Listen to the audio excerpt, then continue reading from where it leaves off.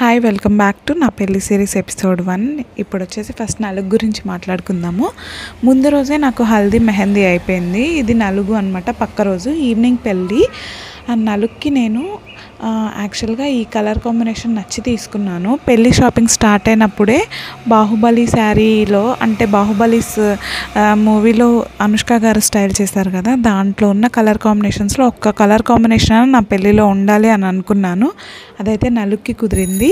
యాక్చువల్గా నా favourite colour అనమాట, స్కై బ్లూ.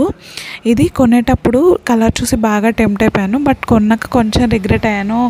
ఎందుకంటే కొంచెం ఎక్కువ అమౌంట్ పెట్టేశానా అని అనుకున్నాను. కొంచెం రిగ్రెట్ ఫీల్ అయ్యాను అనమాట. టోటల్ నాకు అది 40,000 పడింది. అండ్ ఎక్స్ట్రా బ్లౌజ్ డిజైన్ 15,000 పడింది అనమాట. టోటల్గా 55,000 ఈ శారీ, ఓన్లీ శారీ వరకే.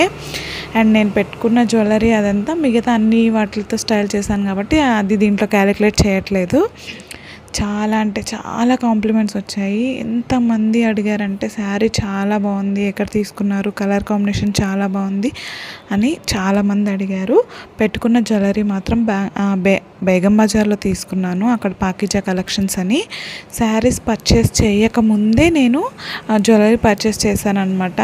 సో శారీస్ ఏ కలర్ ఉంటాయో తెలీదు, అందుకని నార్మల్గా ప్లెయిన్ గోల్డ్ వచ్చేవి ఎక్కువ ప్రిఫర్ చేశాను. అన్నిటికీ సెట్ అవ్వాలి అనేసి తీసుకున్నా కూడా మ్యాట్ ఫినిషింగ్లోనే తీసుకున్నాను. నేను తీసుకున్నా 2 సెట్స్ వచ్చేలా తీసుకున్నాను. నెక్కి ఒకటి ఉండాలి, లాంగ్ హారం ఒకటి ఉండాలి అని. ఇయర్ రింగ్స్ కూడా బేగం బజార్లోనే తీసుకున్నాను అనమాట. పాపడి బిల్ వచ్చేసి నెల్లూరులో గాంధీ స్ట్రీట్లో తీసుకున్నాను. పాపడి బిల్ ఒక్కటే నాకు 1,300 పడింది. చాలా బాగా సెట్ అయింది పాపడి బిల్ల.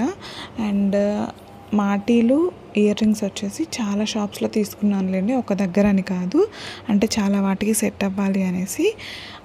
ఇలా అండ్ బ్లౌజ్ డిజైన్ వచ్చేసి నేను ఎలా సెలెక్ట్ చేసుకున్నానంటే, శారీలో ఆల్రెడీ కొంచెం డిజైన్ ఉంటుంది కదా, అది పైన పార్ట్ వరకు వచ్చేసి తీసుకున్నాను. కింద మనకి బ్రైడ్స్ కాబట్టి కొంచెం హెవీగా ఉంటేనే బాగుంటుంది హ్యాండ్స్ దగ్గర అనేసి హెవీగా నేను ఎప్పుడు క్రిస్ క్రాస్ డిజైనే సెలెక్ట్ చేసుకుంటాను. మీరు అరీ వర్క్ చేయించుకునే వాళ్ళ దగ్గర అడగండి క్రిస్ క్రాస్ డిజైన్ అంటే ఎలా ఉంటుందని. దాంట్లో చాలా మోడల్స్ ఉంటాయి. ఆ మోడల్లో నేను ఒకటి సెలెక్ట్ చేసుకున్నాను అనమాట. కింద బీడ్స్ నార్మల్గానే, ప్రతి ఒక్క బ్లౌజ్కి నార్మల్గానే పెట్టించుకున్నాను. క్రాస్ డిజైన్ అయితే కొంచెం హెవీగా కనిపిస్తుంది బ్రైడ్స్కి. టోటల్గా ఇది నా నలుగు లుక్.